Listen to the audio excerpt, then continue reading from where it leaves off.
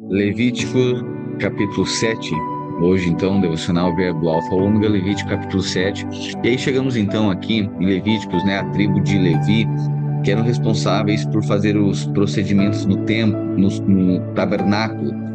Deus disse, então, que dentre esses, alguns seriam sacerdotes. Os sacerdotes seriam da linhagem de Arão, então, o sacerdócio araônico, aqueles que eram.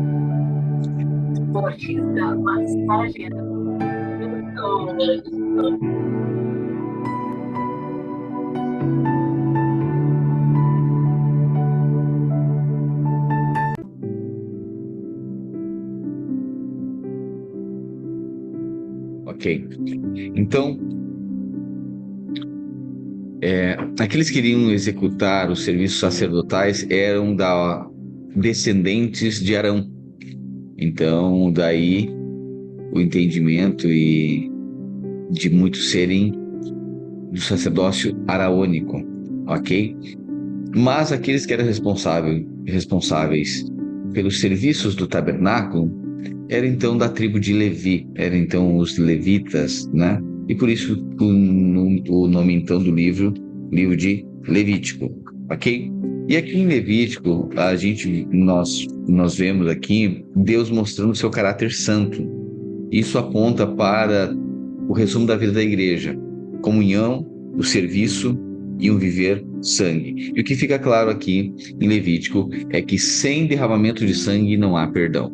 Então Deus instituiu os procedimentos e as ofertas pelos pecados do povo. Deus estava aqui estabelecendo a sua relação com o povo, mostrando o seu caráter santo e dizendo: olha, para que eu possa abençoar o povo, ouvir as petições do povo, e eles devem então apresentar ofertas para se santificar. É isso então que se institui aqui em Levítico. E tu estava apontando então para o sacrifício. Cada oferta era para um tipo de demanda. Cada sacrifício era para um tipo de demanda, um tipo de pecado. Pois bem, nós chegamos então em Levítico capítulo 7, que fala a respeito da oferta pela culpa.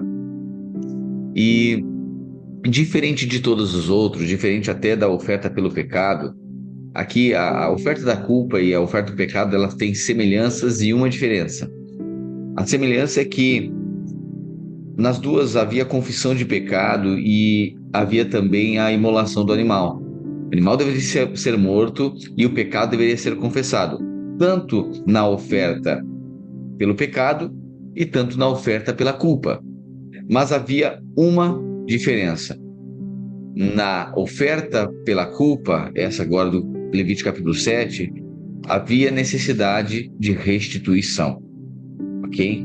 Então, o transgressor deveria restituir a quem ele havia ofendido, a quem ele havia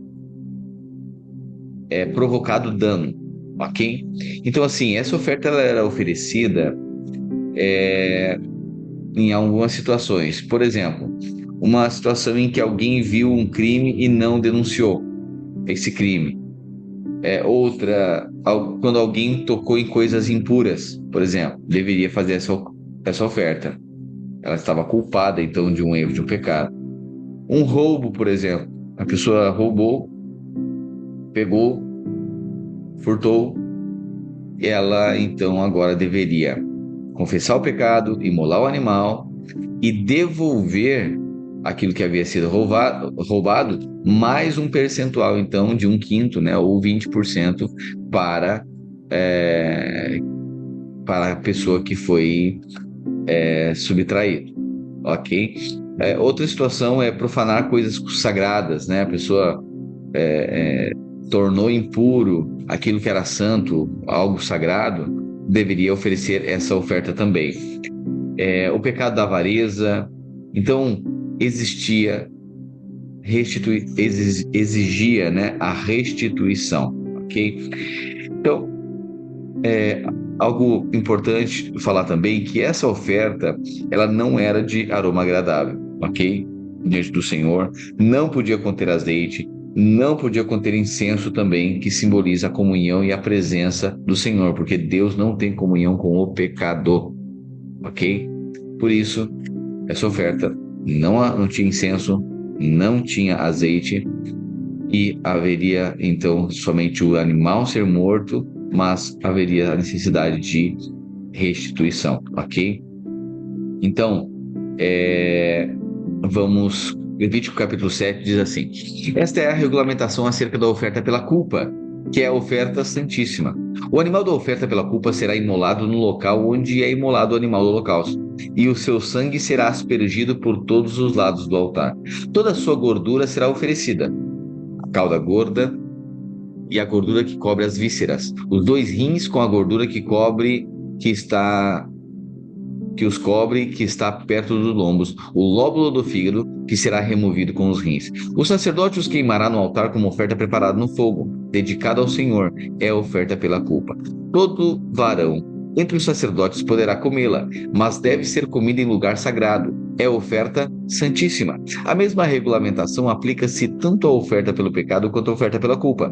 A carne pertence ao sacerdote que faz a expiação pela culpa. O sacerdote que oferecer um holocausto por alguém ficará com o couro do animal.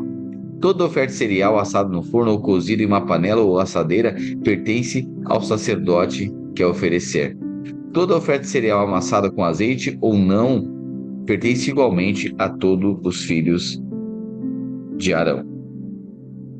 Perceba aqui que na oferta de holocausto, tudo era de Deus, mas na oferta da culpa, tudo era do homem, tudo era do sacerdote. Tudo isso ficava com os sacerdotes, com os filhos de Arão, tudo deveria ficar com o homem. Na oferta de holocausto, tudo era de Deus. Na oferta pela culpa, tudo ficava com o homem. Ok? Então, mostrando que Deus não tem nada de comunhão com o pecado.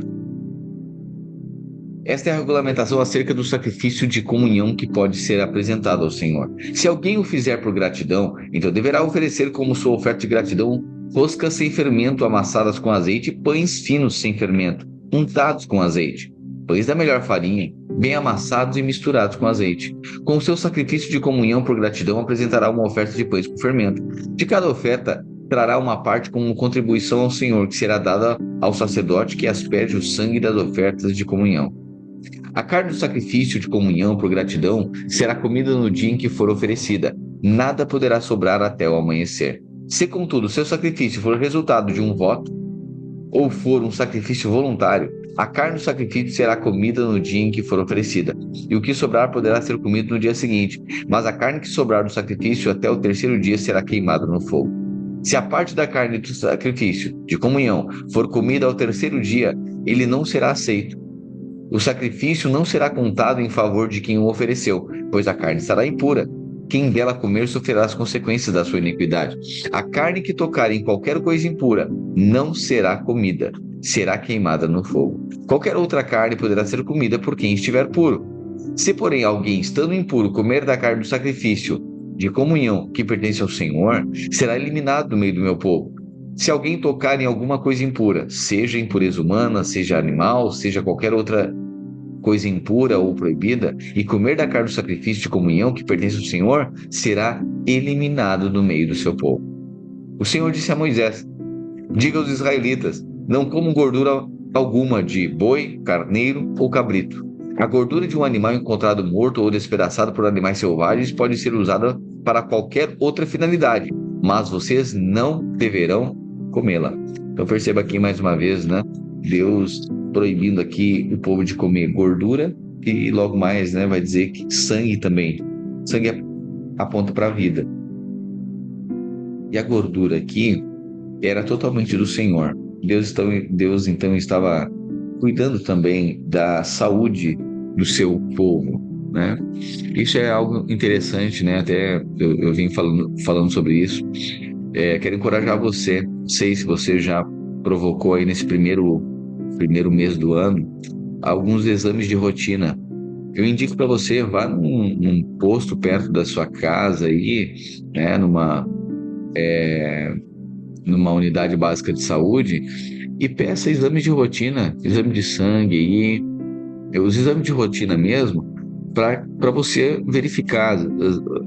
Em muito nós temos aqui deficiência muito grande de vitamina D. Agora até a temporada tá verão aqui, a temporada tem mais sol, né? Só que a nossa exposição ao sol é muito baixa, nós aqui do sul do Brasil.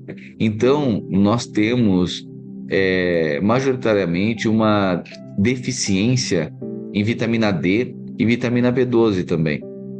E por conta disso, o cansaço, a fadiga é muito grande. Você, às vezes, você levanta, mas levanta com uma indisposição. Claro, às vezes tem o sedentarismo também, né? A falta de exercício, mas em muito a fadiga é uma deficiência, uma falta aí de vitamina D, ok? Então isso provoca outra série de disfunções e distúrbios também, ok? Então, não somente isso, né? Mas para verificar como que está o seu colesterol, como que tá o nível de açúcar no seu sangue, né? Então, já cuidando hábitos, né? Para não desenvolver aí doenças crônicas depois, que é muito complexo, né? E ter que a vida inteira, ou o restante da vida, ou uma grande parte dela, a pessoa está comprometida aí porque descuidou agora no início, tá? Então, a alimentação, né? Cada vez mais a alimentação, ela tem sido a nossa geração, na verdade, ela tem ficado uma geração muito obesa, né? Por conta da má alimentação. E existem também, quando não, alguns cuidados no início. Eu falei com uma nutricionista há um tempo atrás e ela disse: Olha, eu conheço pessoas obesas de alface, né? Ou seja, depois desenvolve uma, alguns distúrbios alimentares, algumas doenças, e aí a pessoa ela come pouco, mas ela produz muito, né? O organismo reage de uma forma totalmente diferente. Então, eu indico para vocês, sugiro aqui que você coloque ainda nesse mês, que você solicite os seus exames, né? Eu recentemente fiz agora exames, eu sempre faço, né, pré-jejum e pós-jejum. Eu faço exames para fazer os comparativos, né? Ao menos 2 vezes no ano eu tenho feito exames de rotina, tá? Então eu recomendo que você faça também, tá? O pessoal aí sub-20 é obrigatório, né? Os de 1920 para baixo, ok? Eu sugiro que você faça, ok? A gente tem um problema muitas vezes, né, da gordura visceral, que é a gordura que se acumula aqui na mulheres. Também aconselhamos que faça o preventivo uma vez ao ano, aí, né? Então é o mês do Haja Luz, então do ano, né? Então recomendo que você faça. É rápido, tem como, é gratuito. Você pega esses exames, vai no laboratório, faz questão de 2, 3 dias, você já tem em mãos o exame, né? Então, hoje não há dificuldade, é só diligência e disciplina, tá bom? Então, fica aqui essa recomendação. Nós temos grande desafio, né? A gordura mais complexa e a mais arriscada, com maior risco, né? A gordura visceral, né? Que é a que se acumula no intestino, que se acumula na região da barriga, né? Essa é o grande problema da maioria de nós, né? Então, existem temporadas, né, que você vai descompensar um pouquinho ou liberar um pouquinho mais a questão dos doces enfim, comendo um pouquinho mais. Agora a gente passou por uma temporada de festas, né? Então é normal que descompense um pouco. Pois é, agora tem que compensar, né? Então fica aqui a minha sugestão para você cuidar da saúde, porque o nosso corpo é o templo do Espírito Santo. E Deus estava aqui instruindo o povo a não comer a gordura por conta do alto nível de colesterol. Então, assim, alimentos muito gordurosos, muita fritura o tempo inteiro, isso vai trazer uma série de prejuízos para o seu organismo, né? Tá chovendo molhado, tá falando coisa básica. Ok, básica, mas às vezes o óbvio precisa ser dito, né? Então eu recomendo que você faça, eu recomendo também que, que os irmãos que os irmãos promovam isso no GC também. Amém, pastor. Eu e a mãe começamos a caminhar e correr uma vez ao dia, 40 minutos a 1 hora. Amém, Caleb. Que bom, que bom. Importante o exercício físico também, né? Os homens aí, tem muitos que estão pedindo aí também para correr 3 vezes por semana, né? Mas correr atrás de uma bola, no caso, né? Que eles estão pedindo. Mas é atividade também, atividade física. Mas as mulheres não entendem que o futebol é atividade física. Mas Deus vai converter o coração delas, né? Continuamos orando por coisas milagrosas esse ano. Então, fica aqui a minha sugestão e minha recomendação, né? Para que a gente também não fique aí com, às vezes, um ou outro pode ter uma gordura localizada, no caso, né? Localizado no corpo todo. Então, sim, você tem gordura localizada no corpo todo. Então, eu indico isso para você, todos nós, né? E assim, a gente deve estar se disciplinando e obviamente que a gente não vai. É aquela coisa, né? Todos esses extremos, eles são um problema. Até a pessoa que aí, meu Deus do céu. Hoje tem vídeo de internet que um diz, não, você deve comer proteína. Diz, não, comer carne é horrível. Diz, olha, coma salada. Não, mas agora nem alface serve mais. Da rúcula não pode. Brócolis dá não sei o quê. Meu Deus do céu, né? Mas assim, a gente precisa ter uma dieta equilibrada. Em alguns momentos descompensa um pouco. É normal que aconteça isso, né? Pela temporada. Nós mesmos, nós como igreja, estamos sempre promovendo comunhão. E que bom que é assim, né? Que bom que assim a gente está sendo uma comunhão. Agora, até promovendo essas coisas, a gente deve ir cuidando, né? Então, muita coisa a gente deve. Sei que a gente veio forte agora, a virada do ano aí no doce, né? Mas a gente deve ir cuidando também e cuidando dos irmãos, porque senão a tia Beth quer visitar a gente, tá bom? Então, fica aqui essa recomendação. Por quê? Porque Deus cuidou do povo, ok? Então nós, hoje, diligentemente, também precisamos nos atentar a isso, ok? Alguém já fez exame de rotina agora no início do ano? Já marcou? Como é que é? O Júlio Cezinha, não. Uma bebida Como ela é? sem álcool. É doce, né? Ah, sim, não vai mais. Não vai ter mais pomelo. Pomelo, tá bom. Priscila Freitas, sim, isso. Maravilha, então, que você faça sobre o pulmão, pois tinha asma antes, tá bom. Isso, ótimo, já pegou a requisição. Juliana Nunes Coelho já marcou. Cássio está fazendo. Dentista, ok. Maravilha. Isso aí, vamos, de vez em quando a gente precisa fazer uma chapeação em pintura aí. Vamos se aprumando, geometria, balanceamento, que às vezes a gente fica meio balangueando aí, a gente precisa cuidar, ok? Cuidamos. E você, né? Ah, quero celebrar aqui. Cadê o Vini? O Vinícius Marquesotti, tá por aqui? Aí, ó, Vinícius Marquesotti. Vini, quantos quilos tu já eliminou? Não é perdeu, né? Porque tem uns que acharam, né? O que a gente perde, tem uns que acham. Então, assim, quantos quilos tu já eliminou, ô Vinícius?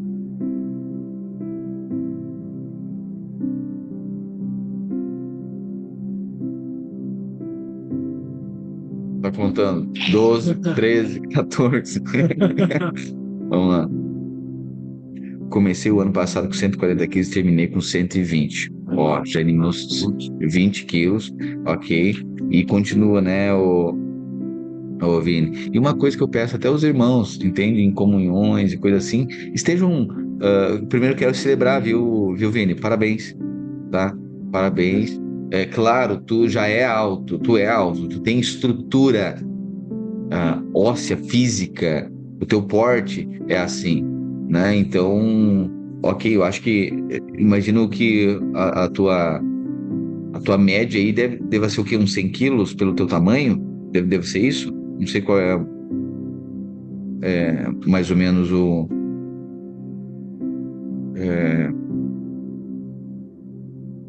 normal para um porte como o teu, né? Entre, entre 190 quilos, entre 90 e 100 quilos, né? É, já entrou no acho que sim. Ok, então quero celebrar, ok? Eliminar 20 quilos aí. Uma coisa que eu experimentei assim foi. Não fiz por conta disso, mas depois disso também eu notei que nunca mais subi tanto, né, o meu peso depois que eu fiz no jejum, o jejum de 40 dias. Nunca mais o meu corpo voltou para. Voltou o meu peso, o peso que eu havia chegado, voltou. Claro, mudei hábitos alimentares. É impressionante como o jejum prolongado vai depois mudando hábitos alimentares. Quando tu retorna no jejum prolongado, meu Deus, um pouco de açúcar já. Tu percebe tudo mais intenso, né? Tu tem também a fome, né? Mas tudo é mais intenso. Então tem coisas que, nossa, até tu voltar a comer as coisas tão doces ou tão intensas assim, leva um tempo, ok? Mas tem que ir acompanhando. O jejum com a finalidade espiritual, obviamente, mas o jejum também traz benefícios para a saúde. Então, aí sugiro que você faça jejum com jejuns prolongados, né? Temos irmãs já que fizeram 7 dias, 14 dias, 21 dias. Lembro que, não sei se a Kelly está aqui, mas a Kelly, no ano passado, fez 40 dias, né? Fez um jejum prolongado aí de 40 dias também. Então, tem diversos ganhos. E estou mencionando isso. E é importante nós pararmos aqui também. Irmão, por favor, cuide da sua saúde. Mas agora não se torne um extremista também, que a pessoa, sabe aquela pessoa que faz 2 dias que ela tá fazendo a tal da dieta dela, daí agora ela condena os outros. Ai, nossa, mas isso aqui tem problema, porque isso aqui pode dar isso, aquilo, aquilo. Tá, para, pelo amor de Deus, faz 2 dias tá, que melhorou na alimentação. Não vira um chato também, um extremista, que aí não faça um bezerro de ouro disso, ok? Então, ser equilibrado, sensato, né? Uma vida, pessoa normal, assim, né? Agora, a gente deve ter esse cuidado, tá? E, irmãos, muitas vezes a gente brinca, mas a gente deve sim sinalizar os irmãos que estão acima do peso para que tenham e ajudar a promover isso, ok? Tá ali no GC, né? A pessoa está muito no carboidrato, a pessoa está tomando muito refrigerante, segura, diz, não, não, não, ó, fulano, toma um suco aqui, água, enfim, uma água de coco, alguma coisa assim, né? Como uma salada de fruta, né? Então, seja aquele que promova isso. Guarde a vida dos seus irmãos também, ok? Além de incentivá-los, tá bom?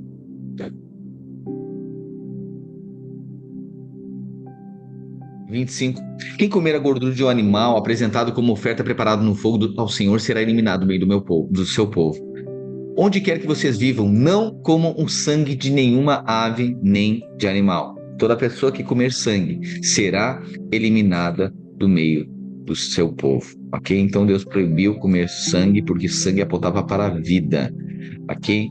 Então a nossa vida ela vem do Espírito, ok? Ela não vem de nada natural, por isso que Deus havia proibido aqui o povo de comer sangue. O Senhor também disse a Moisés: diga aos israelitas, todo aquele que trouxer sacrifício de comunhão ao Senhor deverá dedicar parte dele ao Senhor. Com as suas próprias mãos trará ao Senhor as ofertas preparadas no fogo. Trará a gordura com o peito e o apresentará ao Senhor como oferta movida diante dele. O sacerdote queimará a gordura no altar, mas o peito pertence a Arão e aos seus filhos. Vocês deverão dar a coxa direita dos sacrifícios de comunhão ao sacerdote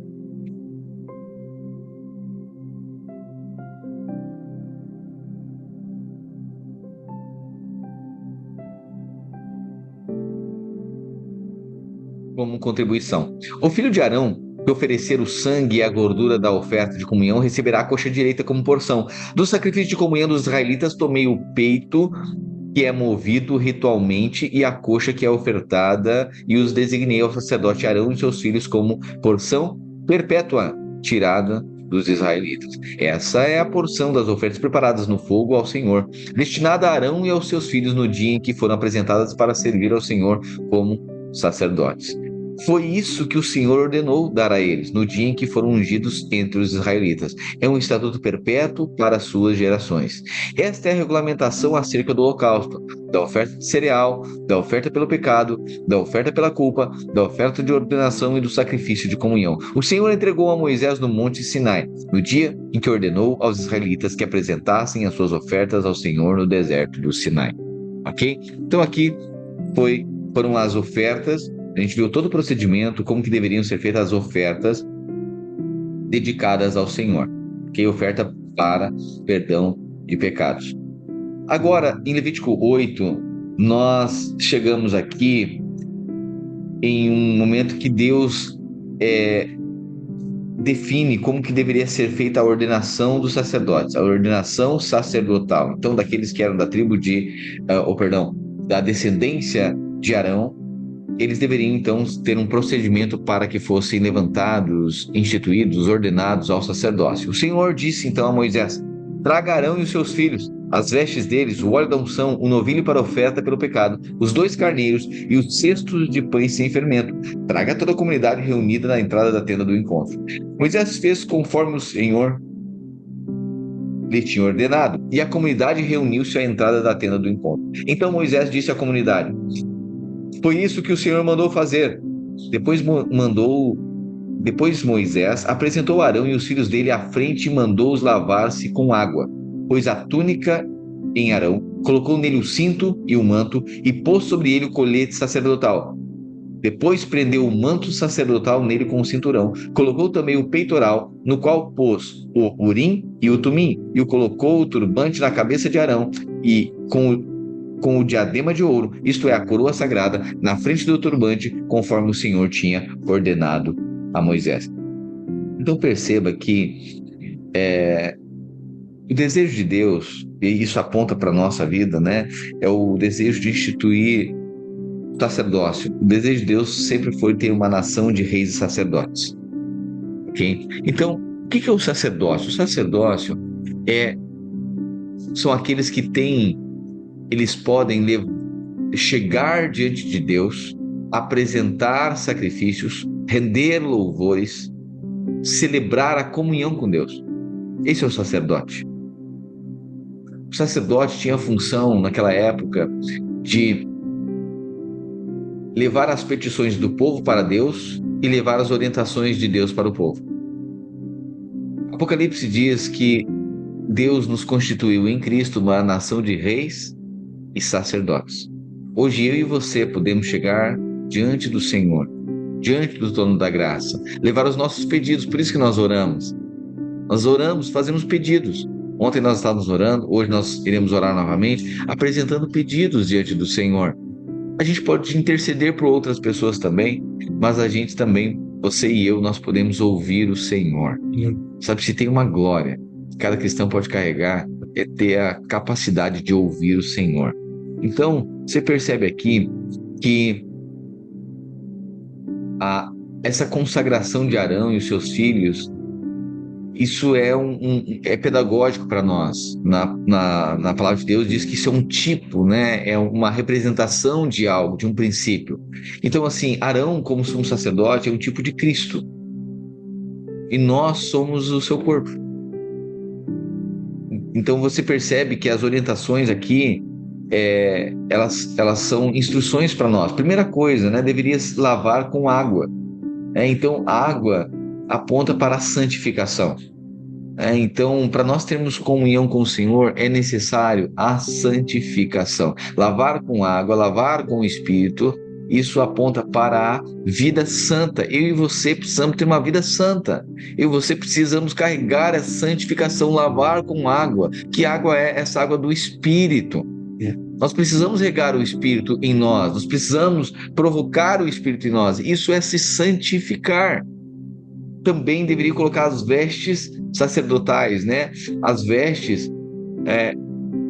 diz que pôs a túnica em Arão. Que túnica era essa? Essas vestes, elas falam sobre glória, ornamento, glória, beleza, esses vestidos, sabe? A glória é o próprio Deus e a beleza é manifestar de Deus em nós.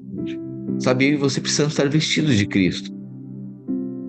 Que as pessoas olhem e vejam Cristo em nós, a beleza de ser um cristão, a glória de ser um cristão.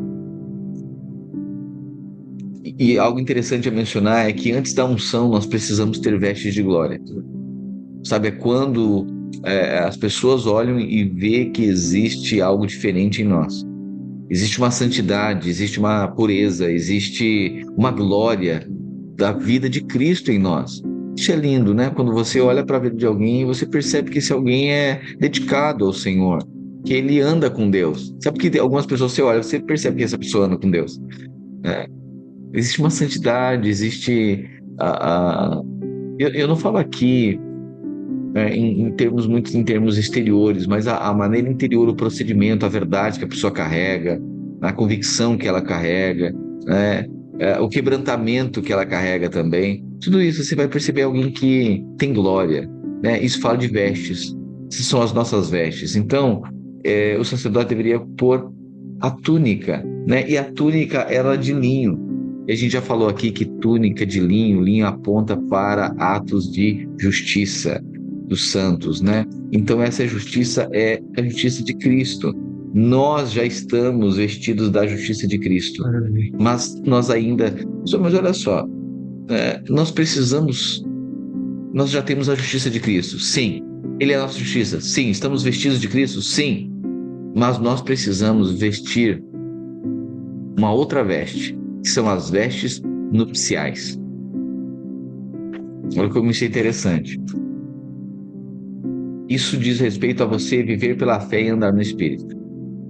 A veste da justiça de Cristo nós já carregamos, mas as vestes nupciais, que é viver uma vida no Senhor, andar no Espírito, viver pela fé, isso nós precisamos ter. A nossa vida vai tecendo, a nossa fé vai aumentando, nós andarmos com Deus, o nosso espírito vai amadurecendo. Isso fala sobre vestimenta, isso fala sobre aquilo que nós somos revestidos.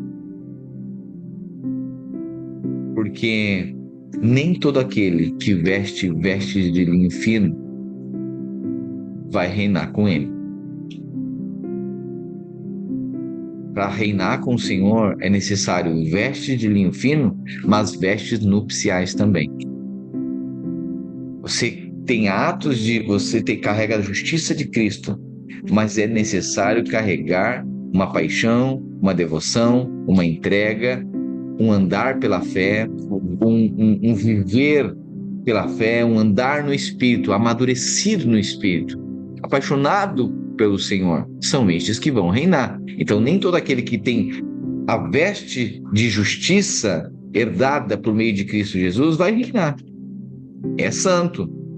Ele carrega a santidade, o caráter justo, a justiça de Cristo, sim. Mas cada um precisa agora tecer vestes nupciais para o grande dia do grande casamento de Cristo com a sua igreja, em que a noiva somos nós, a igreja do Senhor. Ok? Então sejamos encontrados com atos, com vestes de justiça, mas com vestes nupciais também. O sacerdote deveria colocar o cinto também, né? O cinto, então, você sabe que ele traz essa segurança, essa firmeza, essa perseverança, né? Então, isso aponta para o mover de Deus, né? O cinto aponta para a firmeza naqueles que seguem o mover de Deus. Para que você perceba, para que você receba, para que você desfrute do mover de Deus, você precisa perseverar. Ok? Isso é o cinto. Então o sacerdote precisava ter então a vestimenta, as vestes de justiça, de linho fino, mas também precisava ter o cinto que aponta para a perseverança e a firmeza. Aí tinha a sobrepeliz azul, né? Lembra disso? Que aponta então para as coisas celestiais.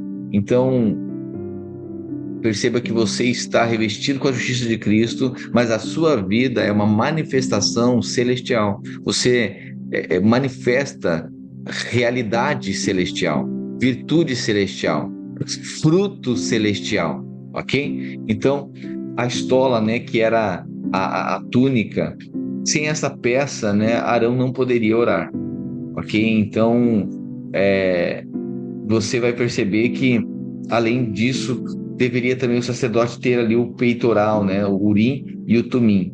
Então, era por meio do Urim e Tumim que Deus falava com o sacerdote. E havia nessas pedras, né, um brilho especial. E hoje fala que o brilho que nós carregamos é o brilho do Espírito Santo. É isso que está no peito do sacerdote, é isso que está no nosso peito, é o queimar, é a chama do Espírito Santo. É isso que deve brilhar em você. Sabe que a coisa que mais brilha, até Paulo recomenda às mulheres, depois elas, e algumas vertentes pentecostais até entendem isso de forma literal, né? Dizendo, olha, não se atavie com muito ouro, com muitas joias e tal. O que Paulo está dizendo? Ele disse, olha, de tanta joia, de tanto brilho que se tem, a coisa que mais brilha em você seja a virtude do Espírito. Que você seja encontrada uma mulher virtuosa. Que um homem, que a coisa que mais brilhe nele seja a manifestação do poder de Cristo, do Espírito Santo. Essa é a glória que nós carregamos, de podermos expressar o Senhor. Então, aqui, a coisa que mais brilhava aqui no sacerdote era então o Urim e o Tumim, que aponta então para aquilo que é do Espírito, aponta para o Espírito Santo. A mitra também, né, deveria ser colocada na cabeça, então deveria estar escrito santidade ao Senhor, né, o sacerdote nascido para ser santo, né? Então isso fala sobre a unção, aquilo que está sobre a cabeça, a unção, né? Então a unção é algo sobrenatural. Sobre a minha e a sua vida, nós que somos reis sacerdotes agora, precisamos ter a unção. Carregue a unção, ok? E Deus disse então, versículo 10. Depois Moisés pegou o óleo da unção, ungiu o tabernáculo e tudo que havia nele, e assim os consagrou. Aspergiu 7 vezes um pouco de óleo sobre o altar, ungindo o altar e todos os seus utensílios, bem como a bacia com seu suporte para consagrá-los. Derramou parte do óleo da unção sobre a cabeça de Arão para ungí-lo e consagrá-lo. Moisés, então, apresentou os filhos de Arão à frente, vestiu com túnicas e com cintos e colocou gorros neles, conforme o Senhor lhe tinha ordenado. Em seguida, trouxe o novilho para a oferta pelo pecado, e Arão e os filhos dele puseram as mãos sobre a cabeça do novilho. Perceba aqui a transferência, então, de pecado. Moisés imolou o novilho, pegou o sangue e, com o dedo, pôs um pouco de sangue em todos os chifres do altar para purificá-lo. Derramou o restante do sangue na base do altar e assim consagrou para fazer expiação por ele. Moisés apanhou também toda a gordura que cobre as vísceras, o lobo do fígado, os 2 rins com a gordura e os queimou no altar. O novilho, porém, com o seu couro, a sua carne, o seu excremento, ele queimou fora do acampamento, conforme o Senhor tinha ordenado. Então apresentou o carneiro para holocausto, e Arão e os seus filhos colocaram as mãos sobre a cabeça do carneiro.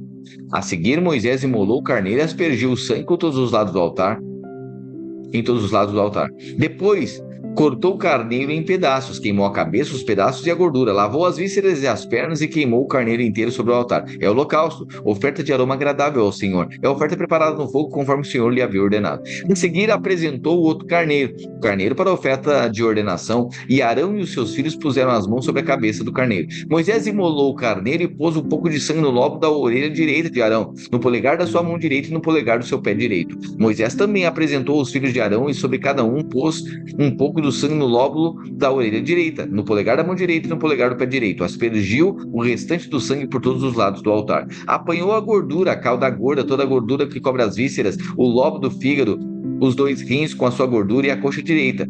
Do cesto de pães sem fermento que estava diante do Senhor, apanhou um pão, uma rosca preparada com azeite e um pão fino, e os colocou sobre as porções de gordura e sobre a coxa direita. Colocou tudo nas mãos de Arão e dos filhos dele. e apresentou esses alimentos como oferta movida diante do Senhor. Depois Moisés os pegou de volta das mãos deles e queimou tudo no altar, em cima do holocausto, como oferta de ordenação de aroma agradável, oferta preparada no fogo ao Senhor. Moisés pegou também o peito que era a sua própria porção do carneiro da ordenação e o apresentou como oferta movida diante do Senhor, conforme o Senhor lhe tinha ordenado. A seguir, pegou um pouco do óleo da unção e um pouco de sangue que estava no altar, e os aspergiu sobre Arão e as suas vestes, bem como sobre os seus filhos e as vestes deles. Assim consagrou Arão e as suas vestes, os seus filhos e as vestes deles.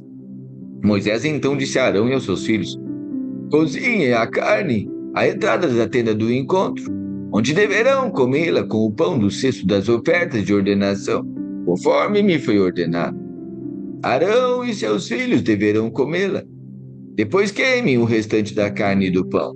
Não saiam da entrada da tenda do encontro por 7 dias, até que se completem os dias da ordenação de vocês, pois essa cerimônia de ordenação durará 7 dias.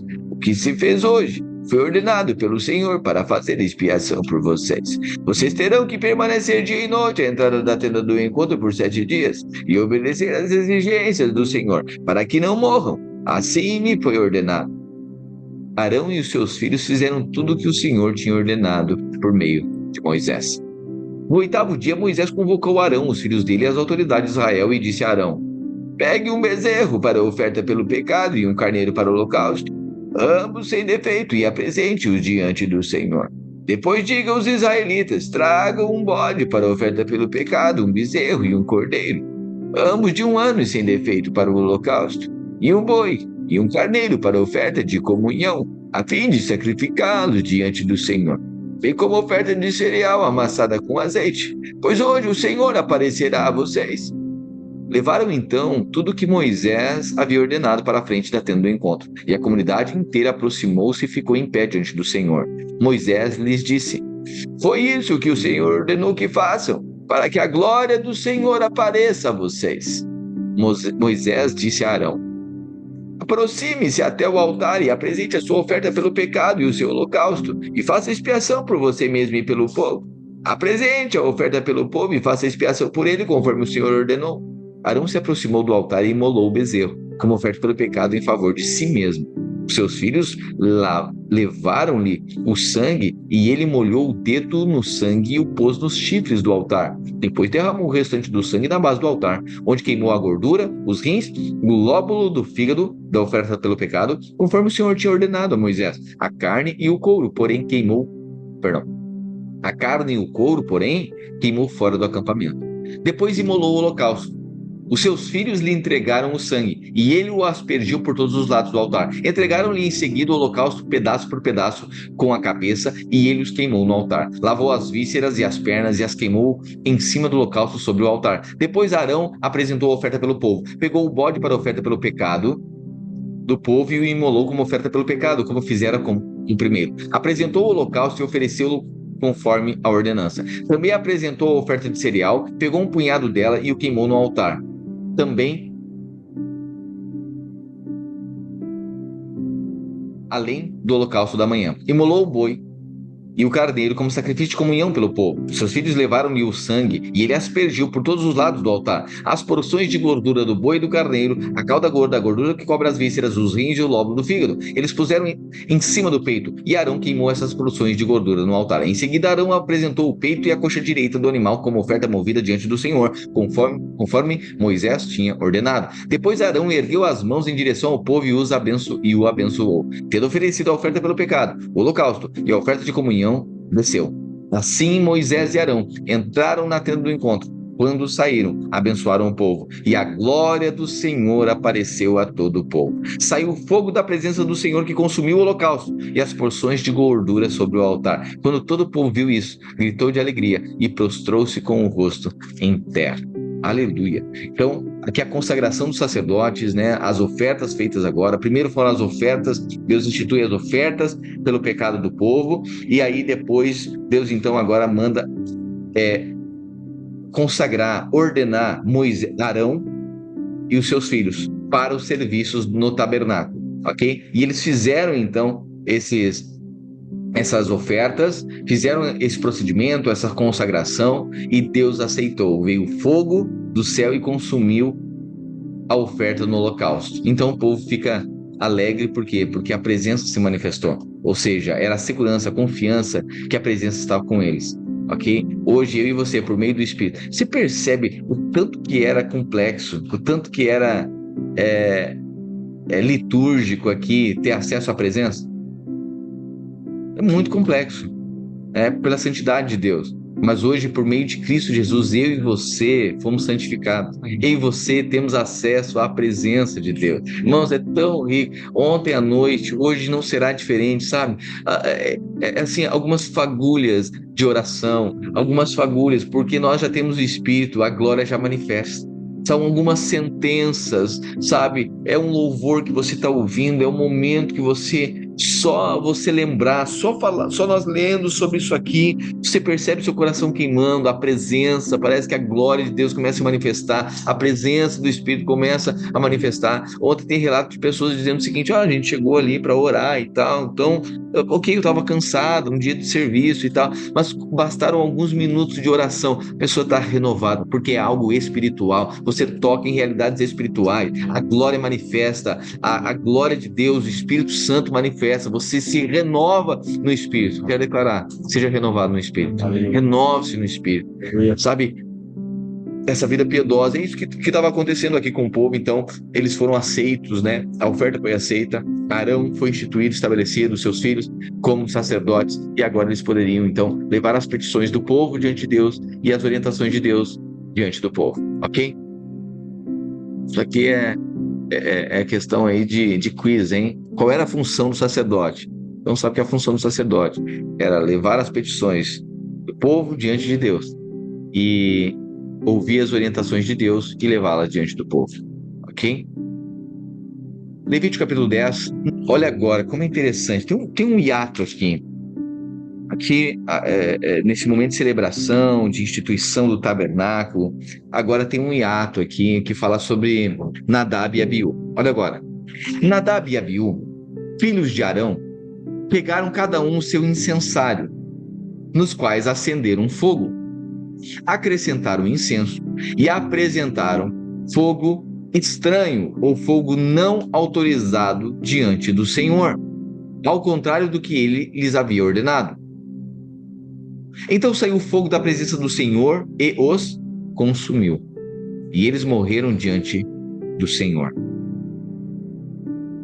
E eles morreram diante do Senhor.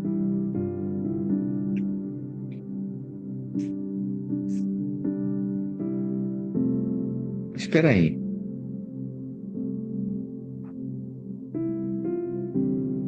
Eles morreram diante do Senhor. Moisés disse a Arão: foi isso que o Senhor disse: aos que de mim se aproximam, santo me mostrarei, à vista de todo o povo, glorificado serei. Arão, porém, ficou em silêncio. Então Moisés chamou Misael e Eusafã, filhos de Uziel, tio de Arão, e lhes disse: aproximem-se e tire os seus primos da frente do santuário, leve-os para fora do acampamento, pois eles se aproximaram e os puxaram pelas túnicas para fora do acampamento, conforme Moisés tinha ordenado. Então Moisés disse a Arão e aos filhos de Eleazar e Itamar: não andem despenteados, nem rasguem as roupas, senão vocês morrerão, e a ira do Senhor cairá sobre toda a comunidade. E seus parentes, porém, todos os israelitas poderão chorar por aqueles que o Senhor destruiu pelo fogo. Não saiam da entrada da tenda do encontro, senão vocês morrerão, porque o óleo da unção do Senhor está sobre vocês. Porque, olha que história solene aqui, né? Esses Nadab e Abiú, eles serviam como auxiliares do serviço sacerdotal aqui. E eles serviam como sacerdotes não porque eles eram pessoalmente fossem tidos como justos ou como pessoas incríveis. Não, mas porque foram escolhidos por Deus. Eles foram separados porque Deus quis assim. Então mostra que eu e você, nós somos vocacionados a edificar a casa de Deus porque o Senhor nos escolheu. Agora, qual foi o grande problema deles aqui? Eles ofereceram fogo estranho ao Senhor porque eles não fizeram debaixo da orientação de Arão. Arão era o sacerdote, era o sumo sacerdote. Então, toda a orientação devia partir de Arão. Mas eles fizeram uma coisa, vamos lá. Apresentar oferta ou queimar incenso diante do Senhor era lícito? Era certo fazê-lo? Sim ou não? Sim. Mas por que então que eles morreram? Qual foi o problema aqui? Eles fizeram algo de forma independente, sem orientação. Isso é fogo estranho diante do Senhor. E tudo que tem origem na força humana, no entendimento, iniciativa humana, é rejeitado por Deus. Tudo isso é carne e Deus não aceita. Então, eu imagino que eles viam Arão oferecendo sacrifício e eles querem fazer agora também. Mas não tem orientação. Então e isso acontece muito na vida da igreja, quando a pessoa tem uma boa intenção. Ela tem uma boa intenção, mas ela quer fazer de forma independente. E aí, tudo que é independente, tudo que é fruto dessa independência, que é fruto da presunção humana. Não, mas eu achei que devia se fazer desse jeito. Pois é, mas daí é rejeitado por Deus. Isso é carnalidade. É presunção. Ah, mas eu também posso fazer. Bom, é bem verdade que você faz parte, né, da orientação do tabernáculo, mas não faça de forma independente. Isso é presunção. Deus não havia ordenado, isso era fogo estranho. Deus disse, né, o verso 1 aqui, diz que Nadab e o filho de Arão pegaram cada um seu incensário, nos quais acenderam fogo, acrescentaram incenso e apresentaram fogo não autorizado diante do Senhor. Pois bem, essa autorização devia vir através de quem? Do sacerdote, do sumo sacerdote, que era Arão. Então você percebe, né, que em relação ao pecado, a gente pode pecar ou por desobediência ou por presunção. Às vezes alguém erra porque não fez aquilo que deveria fazer, desobedeceu. Mas às vezes alguém erra porque fez aquilo que não deveria fazer, fez por presunção, fez por independência. E sabe que todo o fogo estranho é aquilo que é iniciado pelo homem. Então, servir a Deus, né, e oferecer fogo estranho é muito parecido, está muito próximo. A pessoa quer fazer, mas é do jeito dela. E tudo na casa de Deus existe uma orientação. É o Espírito Santo. Ninguém pode sair fazendo o que acha. Deus falou comigo. Esse negócio de Deus falou comigo. Irmãos, olha só. A maneira que Deus fala no Novo Testamento é por meio do seu corpo. Vai testificar no corpo de Cristo. Alguém só pode ser membro do corpo se reconhece que os outros são. E como que a pessoa reconhece que os outros são o corpo de Cristo também? Que ela é um membro do corpo de Cristo.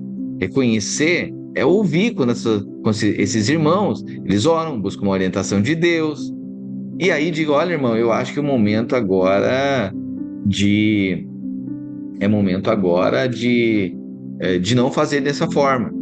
Aí a pessoa se submete. Amém, eu reconheço que vocês são boca de Deus na minha vida, eu reconheço. Meu Deus, tenho temor disso. Eu chego diante do presbitério da igreja, né? E o presbitério diz, não, irmão, não testifica no nosso coração que a maneira que o irmão tá liderando a igreja do Senhor. Meu Deus, que temor no coração. Até pregação, maneira, interpretação, revelação, posso aqui ter uma direção contrária, algo que é só eu que estou fazendo de forma personalista, de forma personalizada. Isso não testificar no presbitério da igreja, meu Deus, isso gera temor no meu coração. Vou apresentar fogo estranho diante do Senhor, vou misturar aqui, vou colocar um pouco do que eu acho, um pouco da psicologia, um pouco do humanismo, um pouco da filosofia, dar uma misturada e tudo parecer evangelho. Não. Nós temos como responsabilidade apresentar Cristo, unicamente Cristo, tudo apontar para Cristo, né? Então, algo que não testifica no corpo deve gerar temor no nosso coração. Ao menos o temor, na verdade, deve fazer isso, né? Que a gente perceba a importância de estar ouvindo. A grande questão é que tem muita... tem aqueles que eles têm uma boa intenção, eles querem fazer, eu resolvi fazer. Tá, mas tu perguntou para quem? Tu constrói com quem isso? Para estar guardando a vida, porque senão tem coisa que pode matar. Ah, pastor, a gente está na graça. Claro que a gente está na graça. Acredito. Hoje a morte não é mais física. Não vai cair um raio na cabeça da pessoa que cometeu um erro por presunção. Mas espiritualmente a pessoa pode estar em um caminho de independência e gerar morte. A tão célebre frase de independência ou morte, né? Frase da independência. Independência ou morte. Eu falo para você, independência é morte. O problema de Nadab e Abiú é que eles fazem a coisa do jeito deles. É oferecer incenso. Mas não tem uma orientação clara como que é para proceder? Tem, a pessoa faz do outro jeito. Mas não foi falado para fazer desse jeito? Foi. Mas não disse que deveria ter o Arão, e Arão dar uma instrução, e a partir do momento que Arão... Ah, não, mas eu achei que nós podíamos fazer aqui, a gente já foi fazendo. É isso, é presunção. Na obra de Deus não é assim que funcionam as coisas. Não é cada um eu acho. Não, eu acho que vou fazer aqui, faço desse jeito, do meu jeito, porque é, é assim que eu entendo. Porque Deus falou comigo. Se Deus falou contigo, vai falar com Arão. Se Deus vai falar com seus irmãos, Deus vai testificar no corpo. Então a obra de Deus é iniciada sempre por Ele e também é mantida pela sua força e o seu poder, ok? Então, sempre a orientação era para que o sacerdote jamais se apresentasse diante de Deus, tendo bebido uma bebida forte, uma bebida que trouxesse embriaguez. Mas por que isso? O motivo é para que o sacerdote pudesse saber, fazer distinção, saber a diferença entre aquilo que era santo e aquilo que era profano. Então, todo homem de Deus, toda pessoa, eu e você somos chamados a perceber aquilo que é santo e aquilo que é profano. Então, tem movimentos independentes que a gente precisa orientar, que a gente precisa guardar o caminho da independência. Então, por exemplo, dentro de casa, o filho agora ele pensa em fazer desse jeito, ele vai fazer desse jeito. Não, mas aqui nós não somos assim. Não, mas agora ele deu a ideia de que ele é assim. Não, mas aqui tem um rito. Aqui tem um procedimento. Aqui não é cada um faz o que quer, do jeito que quer. Não é cada um fala o que quer sem responsabilidade alguma. Ah, pastor, não pode falar? Claro que pode falar. Não pode dar ideia? Claro que pode dar ideia. Óbvio. Cada um precisa desenvolver os seus dons. Todos para servir na casa de Deus? Claro que sim, isso não é exclusivo. O sacerdócio agora não é mais exclusivo, agora o sacerdócio é universal. Ah, então tá vendo, Deus fala comigo também? Sim, mas a maneira que Deus instituiu agora é a igreja, e Deus fala por meio dos irmãos. Então precisa ter um testificar. A pessoa diz, não, eu resolvi fazer uma reunião com os irmãos lá. Sim, mas com qual finalidade? Não, eu peguei e comecei a acrescentar um monte de gente, criar grupo. Daí um grupo nosso que nós estamos fazendo, grupo de leitura, não sei das quantas. Ah, entendi. O devocional que o pastor faz e não participa, mas daí quer fazer o grupo de leitura de outra coisa. Ah, entendi. É fogo estranho. Fogo estranho, né? Ah, mas não pode? Bom, pode ter 200 grupos de tanta coisa. Mas aí existe uma ordem para isso. Ó, estou pensando em fazer o seguinte. Ah, até marcar um futebol. Sim, claro. Aí temporada que a gente tem, por exemplo, para multirão o cara não se move, mas se marcar o futebol 10 da noite, ele consegue se mover. Aí a gente é pedagógico. A oração não consegue, mas se marcar o futebol às 7 da noite, consegue se mover para jogar bola. Pois é, daí o futebol se torna prioridade, mas as coisas santas não se tornam. Entendi. Aí a gente pega esse contexto, a gente vai orientar agora. Você percebe? É porque uma coisa que eu tenho percebido, né? Quando a gente é filho, a gente não tem a responsabilidade de ser pedagógico com ninguém, porque eles estão sendo conosco. Então a gente é imaturo, a gente só está desfrutando ali, não vê problema nenhum. Mas pais percebem coisas, porque pais têm responsabilidade pedagógica. Então uma comunhão que o filho tem. Seu filho ele faz comunhão com quem ele quer? Como é que é na sua casa? Não, meu filho, ele decide com quem ele quer brincar. Ele vai lá e decide com quem ele quer brincar. Eu Imagina, né? Ele já tem capacidade de escolher os amiguinhos dele. Se você permite assim, é tolice isso. Isso é tolo. Não, porque os pais devem perceber coisas que os filhos não conseguem perceber. Ele é inocente em muita coisa para perceber, em perceber muita coisa. E os pais devem, não, eu quero que você vai relacionar com esses aqui, você vai brincar com isso aqui, são esses brinquedos. Então não pode ser algo fogo estranho. Sabe, nossa casa, às vezes tem fogo estranho dentro de casa. Sim, a mulher ou o marido compra algo e não faz a casa toda participante disso. É bem verdade que a orientação, o cabeça é o homem, mas às vezes o cabeça está fora do lugar. Aí vira mula sem cabeça, aí vira problema, né? O cabeça sempre é Cristo, ok? Mas dentro do lar, o homem representa. Mas às vezes o homem, se não tem as virtudes de Cristo, causa uma confusão. Eu já orientei situações, por isso que existe casos e casos, mas que a mulher precisa, como ela é muito mais disciplinada, que ela precisa, é ela que precisa organizar as finanças da casa. Porque o cara nunca teve isso. Mas agora ele tem a posição, mas não ocupa o lugar. Aí ele quer. Ele faz a coisa do jeito dele, sem responsabilidade com o todo. Isso é problema. Isso é fogo estranho. Ou a mulher que. Isso acontecia muito. Na nossa igreja não acontece, só nas outras igrejas acontece. Mas vamos lá.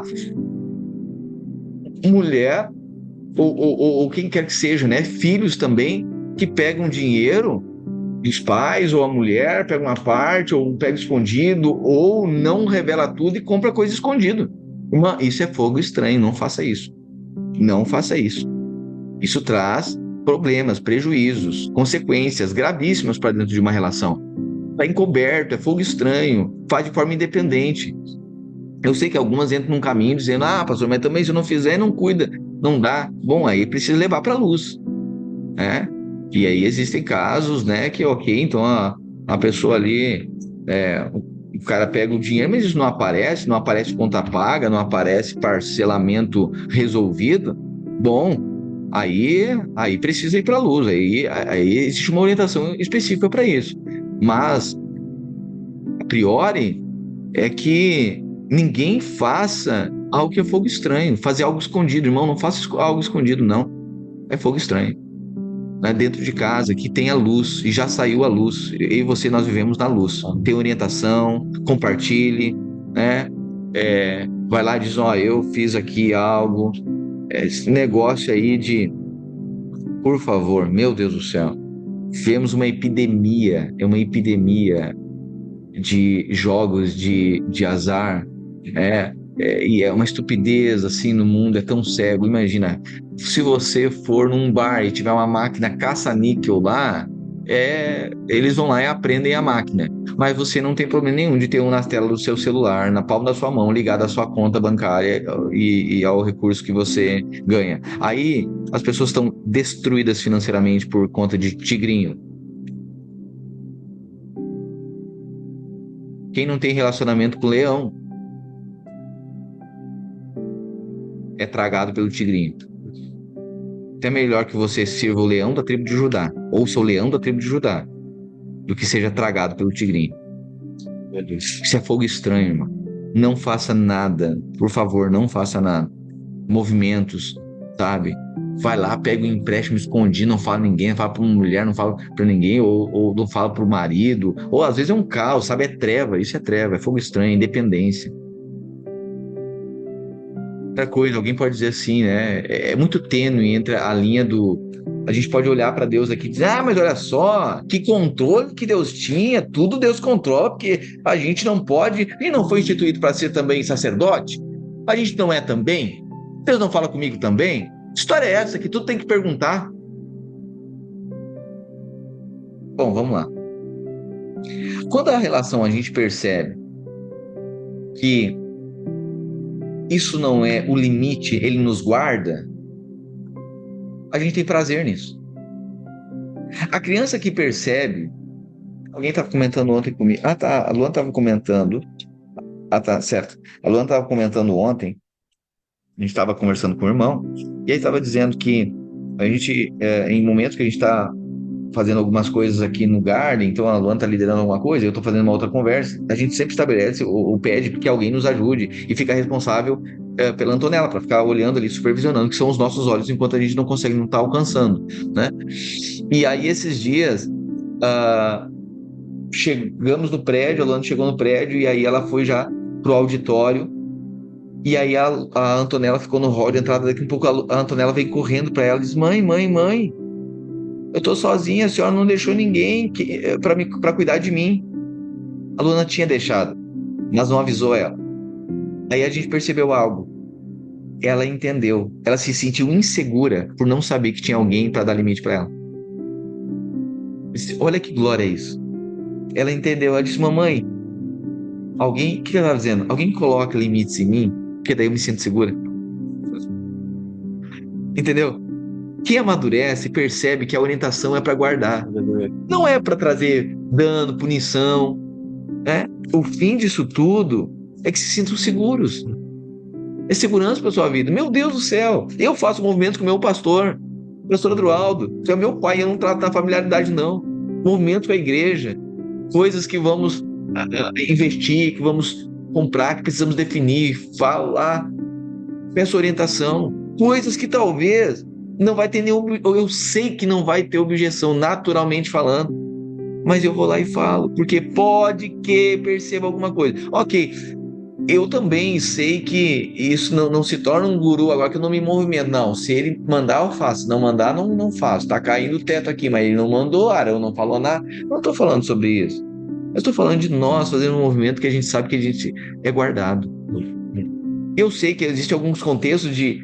Tem um monte de gente na internet falando aí, tem igreja que controlam. Claro que tem, eu sei disso mesmo. Líderes tiranos, que a pessoa não pode se mover nada, Deus não fala com ela, é uma tirania, é um medo, tudo a pessoa vai vir a praga sobre ela, é o ministério da condenação, é um legalismo.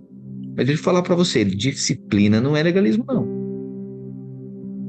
Orientação, limite, não é legalismo, não. Tem gente que o irmão está colocando limite nele, está dizendo, isso é legalismo. Não, isso não é legalismo. Legalismo é quando é recheado, é carregado de condenação. Isso é legalismo. Né? É aquela coisa. O legalismo normalmente leva punição para os outros e benefício para si. Ele condena os outros, mas não faz nada para ajudar o outro. Isso é legalismo. Ele estabelece peso na vida do outro. Isso é legalismo. Mas o movimento contrário, o movimento saudável, é quando, assim como uma família. Meu Deus do céu, como é simples isso. Olha o pai exaltando, Jesus exaltando o pai. Olha, eu não posso fazer nada senão o pai orientar. O que Jesus estava fazendo orando? Pedindo orientação do pai. Nossa, mas olha só, mas é Jesus, até Deus tem que submeter. Deus teve que se submeter. E humanamente falando, Jesus se submeteu ao padrasto, ao Zé, e ouviu a Maria dizer o seguinte: espera até teu pai chegar em casa. Certamente. E se tem uma coisa que nós precisamos aprender, é ser filhos. Bem. E filhos, quando ele amadurece, ele encontrou um lugar saudável, ele fica grato, porque o limite guardou a vida dele, a orientação. Não. É muito tênue. Eu tenho tentado ser pedagógico com você para nós provocarmos aqui o entendimento do que é ser uma igreja. Porque alguém vai dizer o seguinte: mas olha só, alguns dizem, né? Tem que falar tudo. Não, claro que não. A gente fala com o Espírito Santo, né? Mas também a gente anda sozinho? Não. Certo. Então, por que tem que construir? Por que tem que construir? Porque normalmente, quando não constrói nas motivações, a pessoa vai querer compartilhar o dano. Normalmente, quem não compartilha motivações, ele vai querer compartilhar o dano. Porque depois que a pessoa se meter numa enrascada, sabe quem que vai estar lá para ajudar? Nós, a igreja. Como é interessante, né? A pessoa da pior das crises. Quem que vocês querem se meter na minha crise? Deixa eu aqui no buraco sozinho, porque fui eu mesmo que fiz. É assim? Não, né? A pessoa tá clamando. E na verdade até se ressente, tá vendo? porque eles dizem que são família, mas na hora de ajudar a gente nem ajuda. Ah, entendi agora. Ela quer compartilhamento para salvar ela da pendenga que ela se meteu. Mas para compartilhar, não. Você percebe? Por isso que nós vivemos no conselho, em conselho, em conselho. Não é Nadab e Abiú, não é fogo estranho, faço do meu jeito. Não, pastor, mas eu quero fazer do meu jeito porque o Espírito Santo falou comigo. Tá tudo bem. Mas então é o seguinte, isso não é neotestamentário, porque Deus fala por meio do corpo. Isso é fogo estranho. Se quer viver dessa forma, ok. Mas no dano, assumir sozinho também. Porque a pessoa não tem parte, não faz sentido. A pessoa tem uma vida independente, ela age independente. Você acha que ela se submete a Arão, a irmãos, falando, dando uma instrução? Não, ela faz do jeito dela. Tá bom. Então qual é o entendimento de viver como corpo de Cristo? Se ela faz do jeito dela, ela já tem o que ela sabe, ela já tem a forma de pensar, os fundamentos, as crenças dela já tem tudo. Ela tem a maneira dela. Ela serve a Deus do jeito dela. O que isso é corpo de Cristo? Família de Deus? Não teve revelação da igreja. Não teve. Aí ela anda com fogo estranho. Você acha que ela vai cuidar dos filhos conforme a palavra diz? Não, ela tem o jeito dela. Ele tem o jeito dele. Ele é carregado de humanismo, de filosofia. Sim, porque se o médico disse, eu estou falando aqui, sim, a autoridade médica deve ser respeitada, os profissionais devem ser respeitados. Mas, acima de tudo isso, está a palavra de Deus. Quando está consoante a palavra de Deus, aleluia. Agora, tem muito mais gente que usa muito mais psicologia para os filhos, e aqui está um psicólogo falando para você. Ou melhor, alguém que tem formação em psicologia, porque eu sou um vocacionado, sou um pastor. Essa é a minha principal vocação. Então, assim, profissionalmente falando, tá aqui um profissional psicólogo. Sabe o que a psicologia vai fazer? Sempre colocar você e o seu filho como centro. Sabe o que o evangelho vai fazer? Crucificar você, o seu filho, e colocar Cristo no centro. É só essa a diferença. É bem pouca coisa. No dia da crise do seu casamento, sabe o que o psicólogo vai falar? Você precisa ser feliz. Se você está num relacionamento tóxico, você não pode estar aí sendo submisso desse jeito. Vai ser feliz, porque isso aí está acabando contigo. É isso que a cruz vai fazer mesmo. Acabar com todo o humanismo, com toda a praga da Jezabel, que quer liderar tudo, governar e fazer do marido um filho. É isso mesmo. É isso mesmo. Ah, mas eu estou muito pressionado. É isso mesmo que o evangelho vai fazer com você, homem. Você é o cabeça, Adão. Agora tu que tem que dar conta do jardim, pegar essa serpente e transformar em cajado. Tá certinho mesmo, Adão. A vida é cheia de pressões mesmo. É isso. A psicologia, não, vai dizer, coitado de você, olha só, você precisa ser feliz. Então faz o quê? Seja feliz. É da Chinfrolândia que vem essas heresias aí. Aí o evangelho, a palavra vai colocar você, vai nos crucificar. Crucificados estamos com Cristo. Já não vivo eu, Cristo que vive em mim. Agora viva que vive pela fé. Vivo pela fé daquele que me amou e a si mesmo se entregou por mim. Você percebe? Então nós não somos não somos Nadabs e Abiús que carregamos fogo estranho. A gente não carrega um entendimento natural, humanista, humanizado. A gente percebe coisas espirituais. Irmão, uma coisa, é muito tênue andar no espírito, entre andar no espírito, lembra, em flertar com a carne e o espírito, tem coisa que é muito parecida. É muito parecido. Tem jeito, parece, mas o espírito não é o mesmo. Então tem muita educação, tem muita instrução do mundo que parece bonito, mas não é. Parece é bonito, mas não é bíblico. Muito bonito, só não é bíblico. Só não tem o Espírito de Cristo. Você apresentar fogo estranho. Então que eu e você, aqui está a palavra, aleluia, que ela é viva e eficaz, mais penetrante do que uma espada de 2 gumes. Ela é apta para separar juntas e medulas, aquilo que é da alma, aquilo que é carne, aquilo que é do espírito. Palavra. E ela é apta para discernir pensamentos e intenções do coração. Meu Deus do céu, a palavra de Deus, essa palavra que eu e vocês estamos sendo carregados dela, ela é apta para discernir até pensamentos. O que vocês arrasou no coração de vocês? Você percebe a serpente falando com alguém na sua casa. Você percebe até o que a pessoa está pensando. Carregada muitas vezes da justiça própria, né? Da independência. Não, mas para mim é do meu jeito, né? Se ele quiser, é assim. Horrível isso. E às vezes a pessoa até faz, mas faz com o coração errado. Faz na obrigação. Isso é horrível.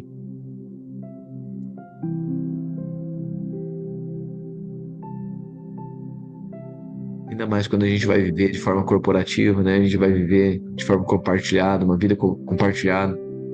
A gente vai ver que não é mais do nosso jeito. Sabe, se num relacionamento os dois tiver do seu jeito, é fogo estranho. Não dá.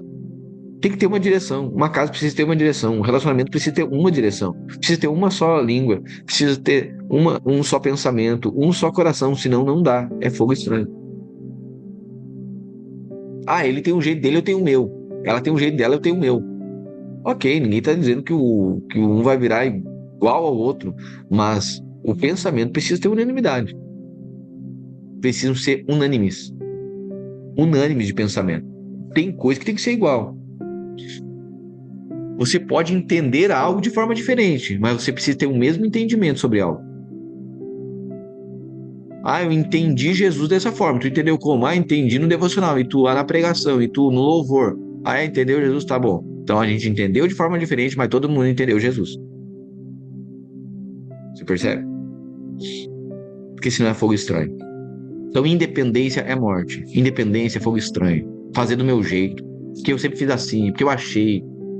Porque lá na minha casa, minha mãe fazia assim. Depois a tua casa não é a nossa. Então, enquanto era lá, era de um jeito. Aqui é assim. Ah, porque o meu pai falou que era assim. Pois é, agora é outro. A banda toca outra coisa aí. É assim. Então, na obra de Deus, a gente não pode fazer. A gente sabe tratar a obra de Deus, tratar a vida, nossa vida com Deus, exatamente como o mundo trata. Tem gente que olha e diz: ah, pastor, podia fazer assim, assim, assado. Tá? Não, mas não é assim que a obra de Deus é. Ah, mas eu acho que não deve ser, mas cadê o corpo falando? O corpo tá falando, sim, mas não é democracia, é teocracia, é o governo de Cristo. Deus vai falar por meio de irmãos. E aí você vai perceber que também, dentre os irmãos, nem todo mundo carrega a maturidade. Assim como dentro de uma casa, nem todo mundo tem a mesma maturidade. Então, mas eu não posso falar assim, o Benhur pode falar, ele tá gritando lá dentro de casa, mas é o mais imaturo. A gente tá dando bastante atenção para ele, até que ele consiga discernir a voz, o limite, mas ele não é ele que diz para onde é que ele vai, não. Não é a gente que carrega ele. A gente define, né? E aquilo que ele quer fazer de forma independente, que é o tempo inteiro, a gente tá cortando o tempo inteiro. Você percebe? Ah, mas eu não posso falar. Parece que tudo que eu falo tá errado. Entendeu certinho? Não sabe falar direito. Quando fala, grita. E quando não grita, chora. E aí a gente vai aprendendo isso. Ah, não é do meu jeito. Mas então não é do meu jeito. Tá aprendendo, aleluia. Agora daí o Espírito Santo, daí a pessoa ouve. Sabe que tem tempo que a pessoa deve chegar e ouvir assim. Só ouve, aí compartilha, aí ouve. Agora a pessoa chega para ensinar. Ó, eu chego lá na sua casa. Aí, pessoal, muito obrigado por dar acesso aqui à casa de vocês. Estou muito feliz, eu não tinha onde morar, né? Estou muito feliz, tá? Quero dizer que a partir de hoje vai ser o seguinte. Como é que é? A partir de hoje é o seguinte, tá? Assim, eu quero cafezinho às 9 horas da manhã, tá? Ou melhor, né? O café às 11, que eu durmo até às 11. Entendeu? Não é assim. Não é fogo estranho. Nadab e Abiú ofereceram fogo estranho e por isso morreram. Ok? Arão, porém, ficou em silêncio. Versículo 4. Então Moisés chamou Misael, Eusafã, filhos de Uziel e tio de Arão, e lhes disse: aproxime-se e tire os seus primos da frente do santuário e levem-nos para fora do acampamento. Eles se aproximaram e puxaram pelas túnicas para fora do acampamento, conforme Moisés tinha ordenado. Então Moisés disse a Arão e aos seus filhos, Eleazar e Itamar: não andem despenteados nem rasguem roupas, senão vocês morrerão, e a ira do Senhor cairá sobre toda a comunidade. Os seus parentes, porém, todos os israelitas, poderão chorar por aqueles que o Senhor destruiu pelo fogo. Não saiam da entrada da tenda do encontro, senão vocês morrerão, porque o óleo da unção do Senhor está sobre vocês. Eles fizeram conforme o Senhor tinha ordenado. Depois o Senhor disse a Arão: você e os seus filhos não devem beber vinho, nem outra bebida fermentada, antes de entrar na tenda do encontro. Tá vendo aqui? Para que eles pudessem discernir entre coisas santas e profanas. Ok? Então, a embriaguez. O que é essa embriaguez? Todos aqueles que vão servir na casa de Deus, se estiverem embriagados, terão sérios problemas. O pastor está falando de bebida, está falando... Bom, essa também, mas não é somente isso. Tem embriaguez profissional. Tem embriaguez de propósito de vida. A pessoa pode estar embriagada. Ao invés de ela edificar a casa de Deus, ela planta uma vinha. Tá maravilhoso, tá de vento em popa, mas tá embriagado. Não tem como edificar a casa de Deus, tá embriagado. Não consegue discernir as coisas espirituais. A pessoa tudo prioriza o trabalho. Tem um outro que não trabalha, que também é um problema, tem que trabalhar. Tudo ele quer espiritualista, diz, mas eu amo as coisas da igreja, eu amo estar na vida da igreja, eu amo... Só um pouquinho, se tu fez essa distinção e tu não acha que o teu trabalho também é exaltar a Cristo, tu ter dignidade no teu trabalho, tudo suor o teu rosto, comer o teu pão, isso não é dignidade, isso tem um sério problema. Então tem aqueles que igual acontece com uma certa frequência. Às vezes, jovenzinho, toda vez que ele está servindo, eu vou para servir. Ele não vai servir nada. Ele quer servir, mas daí os estudos estão uma bagunça? Não coloque na minha conta. Eu não aprovo isso, viu? Os pais aqui, ó, eu endosso você. Filho tem que estar com o estudo em dia. Se alguma coisa está em desordem, por favor, nos fala. Agora tem um contraponto. Aí os pais também, tem igreja, mas aqui dentro de casa não faz nada. É verdade, tem que ter realidade dentro de casa também. Mas, por outro lado, precisa promover também, que bom. Tem que se incentivar que os jovens, que os filhos estejam servindo, aleluia. Mas não para mais em casa. Bom, é só questão de tempo. Deve promover também, né? Mas, muitas vezes, se torna embriaguez. O trabalho se tornou embriaguez. Então, a pessoa...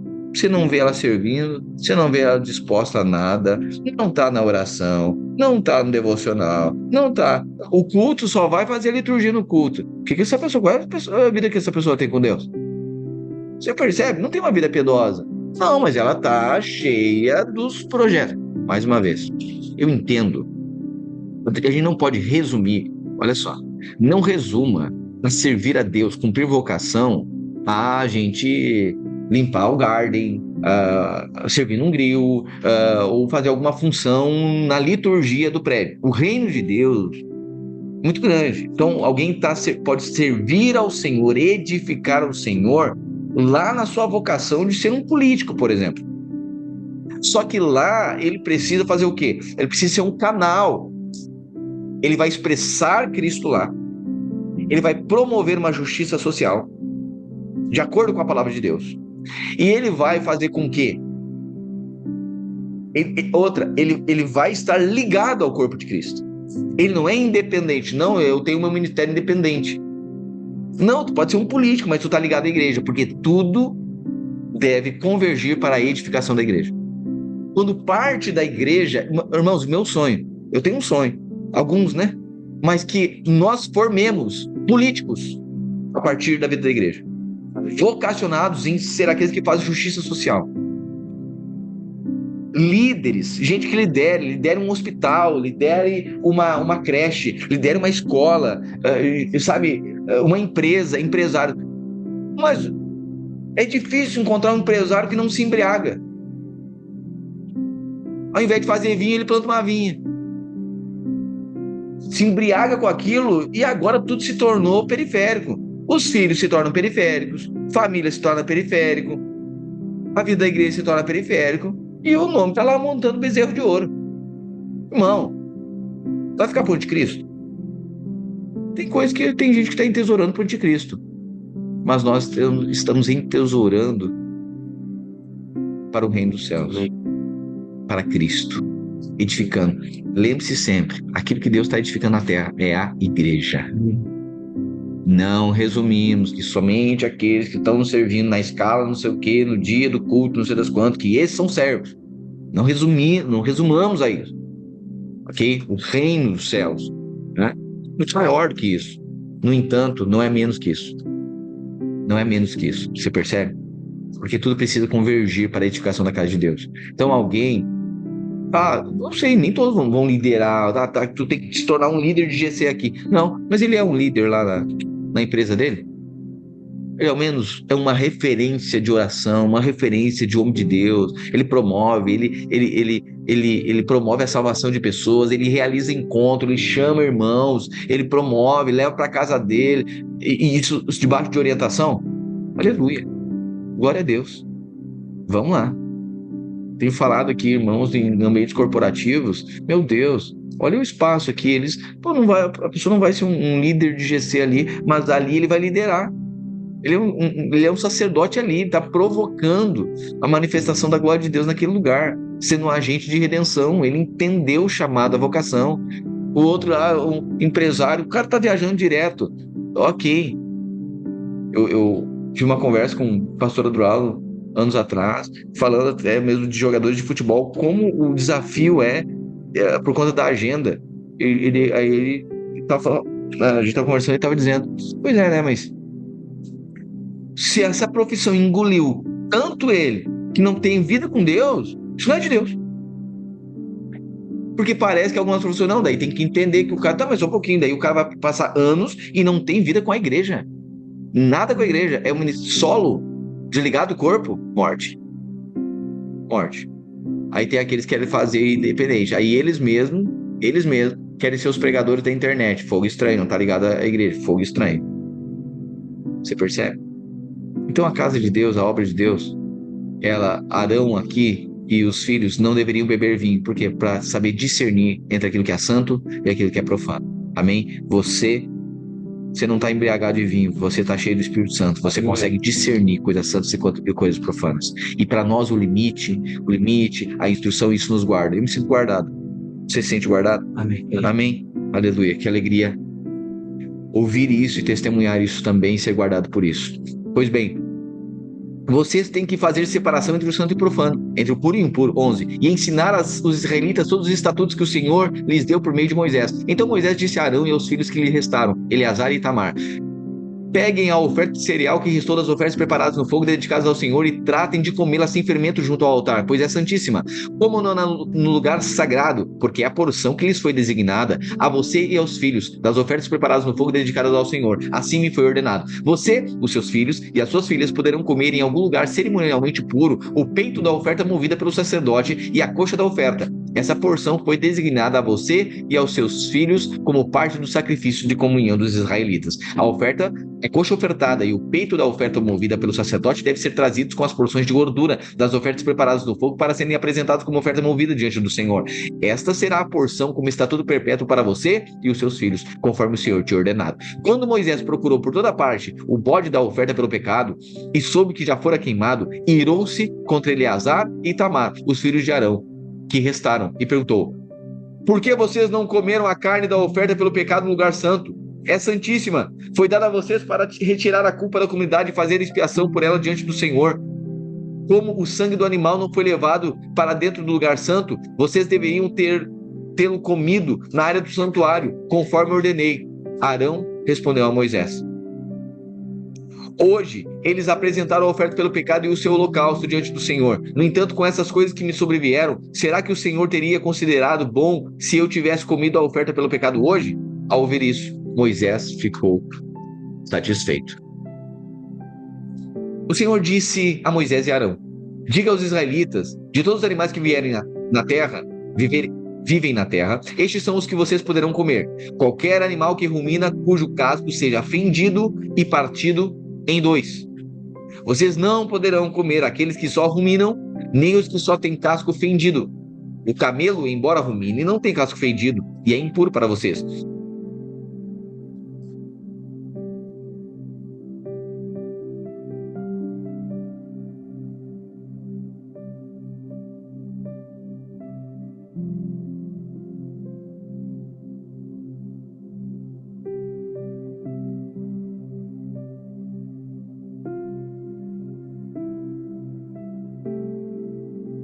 mas não poderão comer 4. Mas não poderão comer camelos, coelhos selvagens ou lebres, pois esses animais ruminam, mas não têm casco dividido. Para vocês, esses animais são impuros. É proibido comer carne de porco. Para vocês, o porco é impuro, pois tem casco dividido, mas não rumina. Não como nenhum desses animais, nem mesmo toquem neles quando estiverem mortos. Todos eles são impuros. Vocês poderão comer qualquer peixe que tem barbatanas e escamas, mas não poderão comer os animais que vivem na água e os que não têm barbatanas nem escamas. Esses animais são impuros para vocês. Não comam nenhum deles. E mesmo quando eles estiverem mortos, não toquem neles. Qualquer animal que vive na água e que não tem barbatanas nem escamas é impuro. Também são impuras as seguintes aves: águias, urubus, águias marinhas, açores, falcões, corvos, avestruzes, corujas, gaivotas, gaviões, mochos, corvos marinhos, ibis, gralhas, pelicanos, abutres, cegonhas, garças e polpas, e também morcegos. É impuro todo inseto que anda e que voa, mas vocês poderão comer os insetos que têm pernas e que saltam. Poderão comer toda espécie de gafanhotos e grilos, mas todos os outros insetos que andam e voam são impuros. Ficará impuro até o pôr do sol quem tocar nos seguintes animais depois de mortos: todos os animais com cascos, mas que não têm o casco dividido e não ruminam, e todos os animais de 4 pés que andam sobre as plantas dos pés. Se alguém pegar o corpo de qualquer um deles, terá de lavar a roupa que estiver vestindo e ficará impuro até o pôr do sol. Esses animais são impuros para vocês. Todos os animais que se arrastam pelo chão são impuros os seguintes: toda espécie de lagartos, lagartixa, ratos, toupeiras e camaleões ficará impuro até o pôr do sol sem tocar esses animais depois de mortos. E se o corpo de qualquer um desses animais cair em cima de alguma coisa, essa coisa ficará impura. Isso inclui qualquer objeto de madeira, tecido, couro ou saco, ou qualquer outra coisa. Para purificar esse objeto, será preciso colocá-lo na água, mas ele ficará impuro até o pôr do sol. E se o corpo de um desses animais cair num pote de barro, tudo que estiver dentro do pote se tornará impuro. Será preciso quebrar o pote. E se a água daquele pote cair em cima de qualquer comida, essa comida ficará impura. E qualquer líquido que estiver no pote ficará impuro também. Se o corpo de um desses animais cair sobre alguma coisa, ela ficará impura. Se for um forno ou um fogão de barro, então ele se tornará impuro e deverá ser quebrado. Se for uma fonte ou caixa de água, a água ali dentro continuará pura, mas quem tocar no corpo ficará impuro. Se o corpo de um desses animais cair em cima das sementes que vão ser plantadas, elas continuarão puras, mas se as sementes estiverem de molho na água e o copo cair na água, então elas se tornarão impuras. Se um animal que se pode comer tiver morte natural, a pessoa que tocar o corpo ficará impura até o pôr do sol. E se alguém comer a carne desse animal, deverá lavar a roupa que estiver vestindo e ficará impura até o pôr do sol. E se alguém carregar o corpo do animal, precisará lavar a roupa e ficará impura até o pôr do sol. É proibido qualquer animal que se arrasta pelo chão.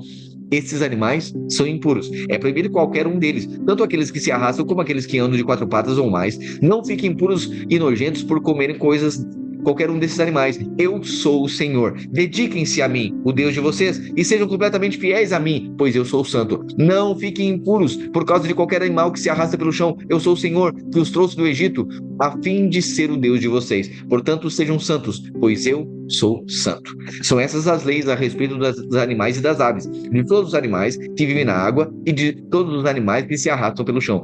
Elas mostram a diferença entre o que é puro e o que é impuro, entre os animais que podem ser comidos e os que não podem ser comidos.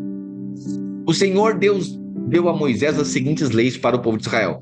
Quando uma mulher der à luz a um filho, ela ficará impura 7 dias, como acontece durante a menstruação. No 8º dia, um menino será circuncidado. Depois disso, por causa da perda de sangue, ela ficará impura por mais 33 dias. Durante esse tempo, ela não poderá tocar em nada sagrado, nem poderá ir até a tenda sagrada. Se der à luz uma filha, a mulher ficará impura 14 dias, como acontece durante a menstruação. Depois disso, por causa da perda de sangue, ela ficará impura por mais 66 dias. Depois desse tempo de purificação, seja no caso de um filho ou de uma filha, a mulher irá até a entrada da tenda sagrada e entregará ao sacerdote um carneirinho de 1 ano como oferta que é completamente queimado, ou um pombinho ou uma rolinha como oferta para tirar pecados. O sacerdote apresentará a oferta ao Senhor a fim de conseguir o perdão dos pecados da mulher, e assim ela ficará pura. Essa é a lei a respeito da mulher que dá à luz. Se não tiver recurso para oferecer um carneirinho, a mulher levará ao sacerdote 2 rolinhas ou 2 pombinhos. Uma das aves será a oferta que é completamente queimada e a outra será a oferta para tirar pecados. Por meio dessas ofertas, o sacerdote conseguirá o perdão dos pecados da mulher e ela ficará pura. Amém? Até aqui Me delonguei um pouquinho. Ele é santo, o caráter dele é santo. E Deus institui e estabelece então o serviço sacerdotal, as roupas dos sacerdotes, e também mostra que aquilo que ele edifica não é aquilo que a edificação da casa de Deus, da obra de Deus, não é de maneira independente nem presunçosa. Tudo que nós fazemos está ligado à orientação do Espírito Santo. Amém? Que eu e você vivamos nesse temor, nessa orientação e debaixo dessa autoridade que nos guarda. Amém? Assim, né, toda a nossa disposição em servir é aceita diante do Senhor. Amém? Uma boa tarde para você. À noite nos encontramos, 8 horas a oração no prédio da igreja, que mais uma vez será poderosa esse ano, que é um ano de multiplicação. Vai fazendo aí os seus alvos. Se acaso alguém não recebeu no grupo do WhatsApp aí, ou não teve acesso ao arquivo sobre a oração que compartilhamos hoje, por favor, sinalize alguém aí próximo de você, e essa pessoa vai fazer chegar esse material. Amém? Graças, paz, boa tarde, até logo mais. Bom trabalho para você.